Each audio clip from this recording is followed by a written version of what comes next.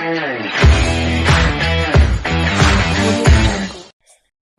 लामो समयसम्म पछाडि चाहिँ अनुज सरसँग मेरो भेट पनि भयो होइन। सर हजुर। पछिल्लो समय अहिले केमा चाहिँ व्यस्त भइराख्नु भएको छ? अ, अहिले चाहिँ यो जेनजी आन्दोलनपछि हजुर। मेनली चाहिँ काठमाडौँतिर वैकल्पिक शक्तिहरू एक ठाउँमा आउनुपर्छ भन्ने अभियानमा जोडिएको छु समीरजी अहिले चाहिँ म। हजुर। तर जस्तो कि हामी जुन कुराहरू सोचिरहेको थियौँ पछिल्लो अहिलेको हाम्रो राजनीतिक घटनाक्रम अनुसार हजुर, जेनजी आन्दोलनले गर्दाखेरि धेरै कुराहरू चाहिँ चेन्ज गरेको छ। अब हजुर, हजुर त एउटा राजनीतिक विश्लेषक पनि हुनुहुन्छ, सँगसँगै एउटा समाजलाई बुझेको पनि हुनुहुन्छ। हजुर, र हामीले जुन अहिले देखिरहेका छौँ, पछिल्लो समय चाहिँ अब अन्तरिम सरकारले जुन एउटा चुनावको म्यान्डेट लिएर चुनाव गर्ने घोषणा गरेको छ। तर पछिल्लो समय फेरि पनि त्यही पुराना दलहरू जुन सल्बलाइराख्नु भएको छ, फेरि पनि जुन जेनजी आन्दोलनको अर्थ नरहने पो हो कि भन्ने खालको डर छ नि सर। यसमा चाहिँ हजुरलाई कस्तो लाग्छ? अ, यसमा यसो हेर्दाखेरि त्यो देखिन्छ तर त्यो पूर्ण सत्य होइन। हुँ, जस्तो जेनजी आन्दोलन अहिलेको युगको विशेष आन्दोलन थियो हुँ, होइन। र त्यो आन्दोलन सिद्धियो भन्दा सिद्धिएको छैन, त्यो सुरुवात हो। हुँ, यसलाई संस्थागत गर्नको लागि फागुन 21 को चुनाव हुँ, आउँदैछ र सबै नेपाली जनताहरूले चाहिँ यो हाम्रो मत चेत मत मार्फत हुँ, हुँ, जेनजी आन्दोलनलाई संस्थागत गर्नुपर्छ है भन्ने कुरामा नेपाली जनता एकदमै क्लियर हुनुहुन्छ हुँ, मेरो बुझाइमा हजुर। होइन। त्यो चेत मत अहिले यसो हेर्दाखेरि चाहिँ पुराना दलहरू सलबलाउनु भएको कि भन्ने देखिन्छ होइन। हुँ, हुँ, तर घर घरमा जेनजीहरू हुनुहुन्छ। हुँ, हरेक जेनजीले आफ्ना बुवा आमालाई हुँ, अब फेरि लगेर मतदाताहरूलाई बुझाउने होइन, अब कम्ती नयाँ युवा हुँ, र हुँ, यो देशको नेतृत्व गर्न सक्ने हुँ, नयाँ शक्तिलाई चाहिँ मत हाल्नुपर्छ भन्ने छ होइन। अहिले हेर्दाखेरि वैकल्पिक शक्तिहरू छुट्टा छुट्टै लागेको देखिन्छ। त्यसले हुँ, गर्दाखेरि पनि कहीँ न कहीँ नेपाली जनता अलि निराश भए जस्तो हुँ, हुँ। देखिनुहुन्छ र केही समयमा यी कुराहरू चाहिँ एकै ठाउँमा केन्द्रित हुन्छ त्यो भन्ने अपेक्षा मेरो।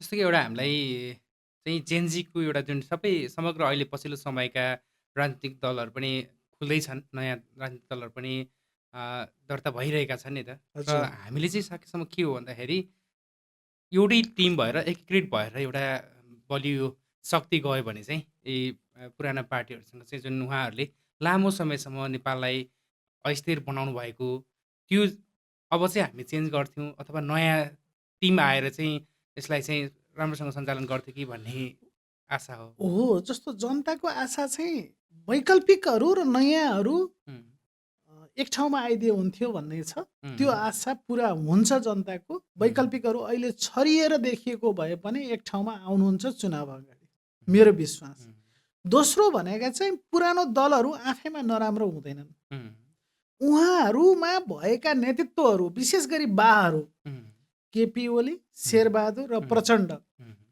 उहाँहरूले चाहिँ जनताप्रति उत्तरदायी नहुने हुँ, अनि आफूले लगेको नम्बरलाई म्याजिकल नम्बर भन्दै भजाउँदै गर्ने। हुँ, त्यो कारणले जनतामा आएको वितृष्णा हो। पार्टी आफैमा कुनै पनि नराम्रो हुन्न, कसैको पनि सिद्धान्त नराम्रो हुन्न। यो चाहिँ मेरो बुझाइ हो। हुँ, त्यो भावनाले अ, नेपाली काङ्ग्रेस, नेकपा एमाले, नेकपा माओवादी, रासोपा कुनै पनि पार्टीको हुँ, सिद्धान्त नराम्रो हुन्न। अझ भन्दाखेरि उहाँहरूको सबैको सिद्धान्त एउटै हो, हुँ, समाजवाद। उहाँहरूको यदि हामीले विधान हेऱ्यौँ भने हुँ, नेपाली काङ्ग्रेसको चाहिँ बिपीको समाजवाद, हुँ, नेकपा एमालेको बहुदलीय धन्यवाद। जनवाद अथवा समाजवाद, हुँ, मदन भण्डारीको बहुदलीय समाजवाद, हुँ, माओवादीको पनि लगभग समाजवादै हो हुँ, होइन। रासोपाको पनि टेन्टेटिभ जाने दिशा भने चाहिँ समाजवादै हो। त्यो हिसाबले हेर्दाखेरि के त भन्दाखेरि पार्टी आफैमा खराब हुन्न। हुँ, तर त्यहाँ भएको व्यक्तिको आचरण भने चाहिँ अरूलाई निषेध गर्ने, हुँ, जनतालाई गन्दै नगर्ने, हुँ, जे गरे पनि हुन्छ भन्ने चिजले गर्दाखेरि यो अहिलेको विद्रोह, यो अहिलेको क्रान्ति, अहिलेको जनआन्दोलन, जेनजी आन्दोलन भएको हो। हुँ, त्यसलाई परिवर्तन गर्न उहाँहरूलाई सच्याउनको लागि पनि योचोटि त मत त चेन्ज गर्नुपर्छ। हुँ। मेरो बुझाइ त्यो हो। जस्तो अब पछिल्लो समय ती पुराना दलहरू पनि अन्य दलहरूसँगको गठबन्धन गर्न लगायत होला अथवा पार्टी एकीकरणदेखि लिएर आफ्नो महाधिवेशनको लागि तयारी लगायतका भनौँ न विषयमा चाहिँ उहाँहरू एकदमै सक्रिय भएर लागिराख्नु भएको छ। उहाँहरू चाहिँ यो चुनाव आउँदाखेरि अलिकति तातिएको हो अथवा उहाँहरू पनि अलिकति सच्चिएर आउनुहुन्छ कि भन्ने लाग्छ अथवा होइन उहाँहरू सच्चिने चान्स चाहिँ छैन जस्तो लाग्छ हजुरलाई? यस्तो at least they need a break. उम्, अहिले एमाले काङ्ग्रेस माओवादीले एकचोटि ब्रेक लिएर हेर्नुपर्छ। उम्, उहाँहरूले पनि त्यो कुरालाई स्वीकार्नुपर्छ। उम्, कम्तीमा पनि जेनजी आन्दोलनको मर्मलाई उम्, उहाँहरूले स्वीकार्दाखेरि राम्रो हुन्छ। त्यो भनेको स्वस्फूर्त प्रतिस्पर्धा लोकतान्त्रिक विधिबाट त हुनै पर्यो, त्यसमा दुई मत भएन। तर उम्, पहिला आत्मसात के गर्नुभयो पर्यो भने काङ्ग्रेस एमाले र माओवादी नेतृत्वले हामीबाट कमी कमजोरी भयो भन्ने कुरा पहिला स्वीकार्नु पऱ्यो कि त्यो नै स्वीकार्नु भएको छैन उहाँहरूले। उम्, त्यो जुन दिन स्वीकार्नुहुन्छ नि हामीबाट कमी कमजोरी भयो भनेर, अब अहिले पनि केपी बा के भन्नुहुन्छ भन्दाखेरि केपी ओलीले उम्, कहाँ हुने, मैले गोली चलाउन आदेशै दिएको छैन, पुलिसले गोली नै चलाएको छैन होइन। उहाँ स्वयं प्रधानमन्त्री हो नि त त्यो बेलाको। उम्, उहाँसँग चाहिँ अनुसन्धान विभाग उहाँसँगै छ, प्रधानमन्त्रीसँगै छ, उम्, गृहमन्त्री उहाँसँगै हुनुहुन्छ, सबै चिज उहाँसँग छ। उहाँले त्यो उत्तरदायित्व मैले लिन्न भन्न मिल्दैन क्या। हो यहीँनिर हो क्या जनतालाई चित्त नबुझ्ने कुरा चाहिँ। स्वयं प्रधानमन्त्री उहाँ हुनुहुन्छ। उम्, अनि मलाई चाहिँ थाहै भएन, धन्न 5 मिनट म बसेको भए त मर्थेँ भन्ने खालको त्यस्तो अभिव्यक्ति दिँदाखेरि जनताले सुरक्षा कसको सुरक्षामा ऊ चाहिँ विश्वास लिने भन्ने पोइन्ट छ। त्यो भएर अहिले चाहिँ they need to take break at least. र हामी नेपाली जनताले पनि के बुझ्नुपर्छ भन्दाखेरि हामी आफू जनता नसच्चिने नेता मात्रै सचियोस् भन्ने त्यो चाहिँ हुँदैन। त्यही भएर यो पटक हामीले वैकल्पिक शक्ति एक ठाउँमा ल्याउन पनि जनताले नै पहल गर्नुपर्छ। त्यो हामीले विभिन्न सोसियल मिडियादेखि लिएर आफ्ना आवाजहरूलाई उनीहरूले सुन्ने गरी तपाईँहरू एक ठाउँमा आउनुहोस् भन्नै पर्छ। त्यसमा फरक फरक होइन, बालेनजी, कुलमानजी, हर्कजी, रविजी होइन, यता गोपी हमालजी, यी सबै एक ठाउँमा पहिला आउनु पर्यो कि। र एक ठाउँमा आउने वातावरण नेपाली जनताले नै बनाउनु पर्छ। त्यति भइसकेपछि स्पष्ट बहुमत आउँछ। एटलिस्ट 5 वर्ष काङ्ग्रेस एमाले र माओवादी प्रतिपक्षमा बसेर हेर्नुहोस् न त, ठिक छ त। त्यसपछि त तपाईँहरू नै हो त। यदि भएन भने, भयो भने त्यो सरकार कम्ती अनि देशलाई राम्रो बनाउने सवालमा अगाडि जान्छ। तपाईँहरूले पनि सपोर्ट गर्नुहोस्, मेरो बुझाइ त्यो हो। दाङमा अब सरले एउटा भनौँ न यहाँको भौगोलिक अवस्थाको विषयमा लगायतका यहाँको सामाजिक रूपमा हरेक क्षेत्रमा चाहिँ एउटा दाङलाई चाहिँ कसरी चाहिँ एउटा अलिकति राम्रो बनाउन सकिन्छ अथवा दाङको एयरपोर्टको विषयमा पनि सरले केही कुराहरू अब प्राविधिक क्षेत्रमा भएको कारणले गर्दाखेरि पनि केही कुराहरू राख्नु भएको थियो दाङको एयरपोर्टको विषयमा। दाङमा चाहिँ खासमा कस्तो खालको लिडर चाहिँ आवश्यक छ अथवा भोलिका दिनमा चाहिँ फागुन 21 गतेकै चुनावबाट चाहिँ हामी कस्तो खालको चाहिँ नेता चाहिँ पाउन चाहन्छौँ? यो बहुत गम्भीर प्रश्न छ क्या समीरजी। तपाईँ पनि कहीँ न कहीँ लागिराख्नु भएको छ, हामी सबै लागेका छौँ। तर हाम्रो इफोर्ट, हामी दाङ कहाँ छौँ, नेपाल छोडिदिनुहोस् अहिले होइन, दाङ कहाँ छौँ भनेर हेऱ्यौँ भने हाम्रो अवस्था भने चाहिँ नेपालगञ्ज र बुटोल भैरवा हेऱ्यौँ भने नेपालगञ्ज बुटोल भैरवा कहाँ पुगिसके, हामीभन्दा धेरै पछाडिका सहरहरू हुन् उनीहरू होइन। त्यहाँ मुख्य कारण के हो त भन्दाखेरि काठमाडौँसँगको सम्पर्क, सिधा सम्पर्क। काठमाडौँबाट यदि एयरपोर्ट, यहाँ अहिले राजधानी भएर पनि हामीसँग एयरपोर्ट छैन। यहाँ कोही मान्छे, ठुलो मान्छे आउनु पर्यो, डाक्टर आउनु पर्यो अथवा प्रोफेसर आउनु पर्यो अथवा नेता नै आउनु पर्यो भने कि त भैरवा जानु पर्यो कि त नेपालगञ्ज जानु पर्यो। बहुत जेन्युन विषय छ। मान्छेले हेर्दाखेरि धनी मात्रै चढ्ने हो, यो कहाँ प्लेन एयरपोर्ट आवश्यक छैन भन्ने बुझाइ छ।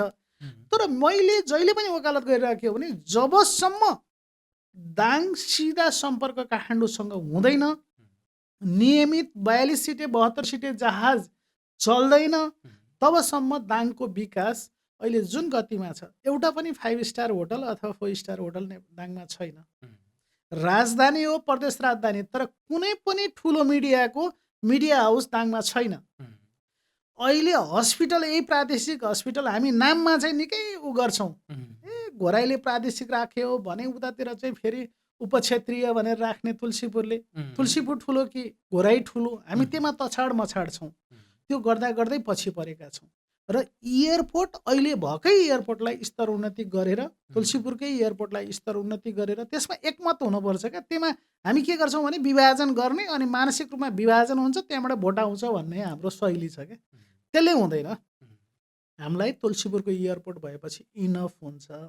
र मेन विकासको आधार भनेको चाहिँ पहिलो कुरा भनेको चाहिँ ट्रान्सपोर्टेसन हो, त्यो पनि कनेक्सन विथ क्यापिटल सिटी होइन। त्यसको लागि एयरपोर्ट जरुरी छ। दोस्रो भनेको चाहिँ हाम्रो भालुवाङदेखि तुलसीपुरसम्म त्यो राजमार्ग पनि भयो, प्लस लमाईदेखि तुलसीपुरसम्मको जुन बाटो छ यो मृत्यु सडक जस्तो छ अहिले। यो मृत्यु सडकलाई यथासम्भव छिटो फोर लेन बनाइनुपर्छ। अहिले फेरि टेन्डर भएको छ यो घोराईदेखि तुलसीपुरसम्मको, त्यसलाई पोजिटिभै मानौँ, तर पहिला पनि भएको थियो। अब त्यो हुने नहुने कुरा चाहिँ यहाँबाट जनप्रतिनिधि जो हुनुहुन्छ नि त्यसले जिम्मा लिनुपर्छ क्या। मेरो कुरो चाहिँ जसलाई हामी नेता मान्छौँ नि समीरजी, उसले जिम्मा लिनु परेन। त्यो भएर दाङ पिछडिनुको मुख्य कारण भने यहाँ सही नेतृत्व नहुनु हो। भिजन सहितको सही नेतृत्व नहुनु दाङ पिछडिएको छ। यहाँका अस्पतालहरू सबै रिफर अस्पताल, एउटा एक्सिडेन्ट हुन्छ तुरुन्तै रिफर कि त बुटोल कि त नेपालगञ्ज, त्यो अस्पताललाई करेक्सन गर्नु छ। यहाँका सरकारी विद्यालयको अवस्था त्यसलाई राम्रो बनाउनु छ। र दाङ भनेको एसियाको, साउथ एसियाको सबभन्दा ठुलो उपत्यका हो। र एउटै जिल्लामा दुईटा ठुला उपत्यका देउखरी र दाङ छन्। देउखरीमा अलिअलि सिँचाइको व्यवस्था छ, राप्ती नदी र सिँचाइ योजना पनि छ त्यहाँ, तर दाङमा त्यसको कसैले परिकल्पनै गरेका छैन। यसको दीर्घकालीन सिँचाइ, त्यो भने हामीले 5 वर्षमा यति ठुलो उपत्यकालाई सिँचाइ गर्न सक्छौँ, जुन ठाउँमा हामीले 3वटा खेतीहरू गर्न सक्छौँ। अब अहिले त मेनली एउटा धान चाहिँ जबरजस्ती हुन्छ, अरू चिजहरू त्यति हुन पाएको छैन, घटिरहेछ। त्यो भएर हजुरले बुझ्दाखेरि मलाई लाग्ने चाहिँ अब हुने फागुन 21 हामीले एउटा भिजन रहेको युवालाई नेतृत्व चयन गर्नुपर्छ। 3टै क्षेत्रबाट हामीले भिजन भएको व्यक्तिलाई चाहिँ सदनमा पठाउनुपर्छ, जसले दाङलाई बनाओस् र माया गरोस्। मेन चिज माया गर्नु पऱ्यो क्या, बङ्गालीलाई माया गर्नु पऱ्यो क्या। हाम्रो त के छ भने नेता बन्न गयो, काठमाडौँ हरायो, अनि एकैचोटि भोट माग्न फेरि आइपुग्यो होइन। त्यसले समस्या गर्छ। त्यही भएर अहिले मैले देख्दाखेरि दाङ विकास गर्ने मेन आधारहरू भनेको ट्रान्सपोर्टेसनमा 2टा कुरा पर्छ। एउटा एयरपोर्ट, दोस्रो यो जुन हाम्रो कनेक्टिङ रोड छ त्यो अलिकति वाइडेनिङ हुनु पर्यो होइन। यो 2टा चाहिँ ट्रान्सपोर्टेसनमा भयो। तेस्रो विषय भने चाहिँ यहाँको हस्पिटल, जब त्यो ट्रान्सपोर्टेसन भइसकेपछि प्राइभेट सेक्टरमा डेभलपमेन्ट हुने होटल लगायत यी चिज आफै हुन्छन् होइन। मिडिया हाउसहरू यहाँ आउँछन्, सबै कुरा आउँछ कि। अनि तेस्रो कुरा भने चाहिँ हस्पिटल र सरकारी विद्यालयहरू, त्यसलाई हामीले फोकसै गरेका छैनौँ कि। यहाँको शिक्षा र स्वास्थ्य चाहिँ जस्तो गरिबलाई निःशुल्क हुनु पर्यो र जुनसुकै लेभलको फ्यासिलिटी हामीले दिन सक्ने हुनु पर्यो। रिफर अस्पताल मात्रै होइन क्या, हामीले उपचार गर्ने अस्पताल दाङमा चाहियो। त्यसको लागि पनि जनप्रतिनिधिले पहल गर्नुपर्छ। कहाँ गएर ढोका ढकढक गर्ने हो त्यो चाहिँ जरुरी छ। र अन्तिम पोइन्ट कहाँनिर हो भन्दाखेरि यो मेजर फ्याक्टर हो है। अब साना सडक बनाउने के बनाउने त्यो त छँदैछन् होइन, हरियाली बनाउने ती कुरा छँदैछन्, र टुरिज्म गर्ने त्यो छुट्टै छ। अर्को भने सिँचाइको कुरा, यति ठुलो उपत्यका छ, यति जग्गा जमिन छ, देख्नु भएको छ नि, प्लटिङ गरेर पनि सिद्धिया छैनन् होइन। त्यसलाई चाहिँ हामीले सिँचाइको दीर्घकालीन योजना, यो ट्युबवेलले मात्रै हुँदैन कि, हामीले कतैबाट पानी चाहिँ ल्याउनै पर्छ र त्यो सिँचाइमा चाहिँ हामीले प्रयोग गर्नुपर्छ कि त हाई ड्यामको विषयमा हामीले अध्ययन गर्नुपर्छ। यति कुरा भयो भने चाहिँ दाङ थोरै अगाडि बढ्छ। त्यसपछि रह्यो हामीले धार्मिक टुरिज्म होइन। धार्मिक टुरिज्मलाई चाहिँ हामीले डेभलप गर्न आवश्यक छ। हामीसँग सिद्धरत्ननाथ मन्दिर जुन सबैभन्दा पुरानो छ होइन, अम्बिकेश्वरी छ, पाण्डवेश्वर छ, बाह्रकुने छ, र यसलाई चाहिँ स्वर्गद्वारीसँग कनेक्ट गऱ्यौँ भने हामीले इन्डियाको धार्मिक पर्यटक दाङमा ल्याउन सक्छौँ। मेरो बुझाइमा यो 6वटा पोइन्ट हो। अब निर्वाचनको मिति घोषणा भइसके पछाडि अलिकति सरलाई पनि केही प्लानिङ त पक्कै पनि होला होइन। जस्तो पछिल्लो समयको राजनीतिक घटनाक्रम हेर्दाखेरि कोही फरक अनुहार अथवा कोही सक्षम व्यक्ति राजनीतिमा आउनुपर्छ भन्ने सबैजनाको चाहना पनि छ र सरलाई पनि त्यही क्षेत्रको हुनुभएको कारणले गर्दाखेरि पनि सर एउटा प्लानिङमा पनि हुनुहुन्छ कि जस्तो आउने निर्वाचनमा सर पनि हामीले उम्मेदवार भएको हामीले यो हेर्न पाउँछौँ। त्यसमा समीरजी कस्तो छ भन्दाखेरि ठ्याक्कै अहिले म चुनावमा गइहाल्ने भन्ने मनस्थिति मेरो छैन। उम्, मेरो मनस्थिति एउटा मात्रै के हो भने म त अहिले एकदमै साधनातिर आध्यात्मिकतिर लाग्या हुनाले राजनीतितिर जानुभन्दा राजनीतिमा राम्रो व्यक्तिलाई सपोर्ट गर्ने हो। उम्, दाङलाई माया गर्ने, दाङ बनाउने योजना भएको व्यक्तिलाई सहयोग गर्ने मेरो इच्छा छ अब आगामी चुनावमा। ठ्याक्कै म आफै लड्ने भन्ने सोचमा चाहिँ म छैन। उम्, त्यो भावनाले चाहिँ अहिले राम्रो वैकल्पिक शक्ति हजुर, एक भएर जो उम्मेदवार आउनुहुन्छ उम्, र त्यो पनि उम्मेदवार कम्ती नि दाङ बनाउने भिजन हुनुपर्छ उहाँसँग र त्यो डिटर्मिनेसन हुनुपर्छ। एउटा भिजन हुन्छ र त्यसलाई चाहिँ पहल कदमी गएर प्रधानमन्त्री जोसुकै हुनुहुन्छ त्योसँग समस्या होइन नि त। दाङको रिप्रेजेन्टेसन भइसकेपछि उहाँले दाङको विषयमा वकालत गर्नु पर्यो। उम्, त्यो व्यक्तिलाई चाहिँ हामी सबै मिलेर जिताउनुपर्छ समीरजी, त्यो हो मेरो कुरा चाहिँ। उम्। जस्तो योभन्दा पनि पहिले अब हामीले त दाङबाट धेरै भनौँ न एउटा केन्द्रीय नेताहरू हामीले अब विभिन्न पार्टीका केन्द्रीय नेताहरूलाई हामीले धेरै पटक पठाएका छौँ। एकपटक मात्र होइन कि कोही त 4-5 पटक नै दोहोरिएर चाहिँ संसद हुनुभएको छ, मन्त्री हुनुभएको छ होइन। तर उहाँहरूले गरेको काम हामी साँच्चीकै चित्त बुझेको छैन, सबैलाई थाहा पनि छ। तर पनि फेरि हामीले विकल्प नदेख्नुको कारण जस्तो पछिल्लो समयसम्म भनौँ न अब चाहिँ पक्कै पनि केही सोच विचार चाहिँ गर्नुहुन्छ होला। किनभने अहिलेको यो जेनजी आन्दोलनले गर्दाखेरि धेरै मान्छेलाई सचेत पनि बनाएको छ र अब सोच्नुपर्ने बाध्यता पनि बनाएको छ। हो तर त्यो घटना हामी जुन देख्छौँ होइन, किनकि एउटै व्यक्तिले 3 पटकसम्म निर्वाचन जितेर यही क्षेत्रबाट जितेर त्यहाँ गएर दाङको लागि केही नगरेका व्यक्तिहरू पनि त छन् नि त होइन। उहाँहरूले अब नैतिक रूपमा पनि अझै उहाँहरू भोट माग्न आउनुहुन्छ होला। पक्कै पनि उहाँहरू त्यो नैतिक जिम्मेवारी लिनुहुन्न जस्तो लाग्छ मलाई। सायद आउनु पनि हुन्छ होला, त्यही अनुहार नै हामी देख्छौँ होला। त्यो कुराले गर्दाखेरि चाहिँ हामी एउटा सामान्य रूपमा चाहिँ अलिकति राजनीतिलाई चाहिँ नजिकबाट बुझेको, नजिकबाट हामीले हेरिरहेको छौँ नि त। त्यो कारणले गर्दाखेरि पछिल्लो समय कस्ता खालका व्यक्ति राजनीतिमा आइदिए हुन्थ्यो अथवा यो क्षेत्रलाई चाहिँ लिड गरे हुन्थ्यो भन्ने जस्तो लाग्छ सरलाई? त्यही त, जस्तो अहिलेसम्म हामीले यहाँबाट जिताएर पठाएको भने 3टा दलकै मान्छेहरू हो। उम्, 3टै दलको मान्छेहरू भने नेपाली काङ्ग्रेसका मान्छे, अँ, 64 सालमा पुरै माओवादीका मान्छे अँ, होइन। उम्, अब पछिल्लो चरणमा हेऱ्यो भने चाहिँ फेरि एमालेका मान्छेहरू पनि जानुभयो उम्, होइन, माओवादीका मान्छेहरू पनि जानुभयो। उम्, शङ्कर पोखरेलजी पनि यहाँबाट जितेर मुख्यमन्त्री बन्नुभयो, उम्, उहाँ केही समय बन्नुभयो। अहिले पनि केपी ओली 14 महिना, केपी ओलीज्यू चाहिँ 14 महिना प्रधानमन्त्री हुँदै गर्दा नेकपा एमालेको महासचिव भने त शङ्कर पोखरेलै हुनुहुन्छ नि त, उम्, अहिले पनि हुनुहुन्छ। उम्, त्यो शक्तिशाली उहाँले चुनाव हार्नुभयो, त्यो एउटा पाटो हो। उम्, तर पनि उहाँ त शक्तिमै हुनुहुन्थ्यो नि त उम्, होइन। रेखा शर्माले जितेर जानुभयो, 15 महिना चाहिँ उहाँ सरकारको प्रवक्ता भएर बस्नुभयो, उम्, मन्त्री भएर उम्, सरकारको प्रवक्ता भएर चाहिँ बस्नुभयो होइन। त्यो समयमा जनताले उहाँहरूलाई प्रश्न गर्नु पर्यो क्या।